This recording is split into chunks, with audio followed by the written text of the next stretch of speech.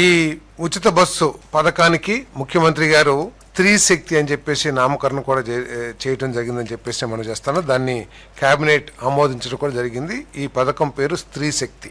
మొన్నటి వరకు కూడా వార్తలు చాలా వచ్చినాయి. ఏదో జిల్లాల వరకే ఈ ఉచిత బస్సుని ఇస్తారు, జిల్లాలో మాత్రమే మహిళలు ప్రయాణం చేయడానికి ఉచితంగా అవకాశాలు కల్పిస్తారని చెప్పేసి. మరి ఈ వార్తల నేపథ్యంలో ఇటీవల గ్రూప్ ఆఫ్ మినిస్టర్స్ కానివ్వండి, ఎవరైతే ఈ పథకాన్ని చేశారో, ప్రీతమ యువనేత లోకేష్ గారి చొరవతో ఈ పథకాన్ని రాష్ట్రం మొత్తం కూడా అమలు చేయడానికి నిర్ణయం తీసుకున్నారని చెప్పేసి కూడా నేను మనవి చేస్తాను.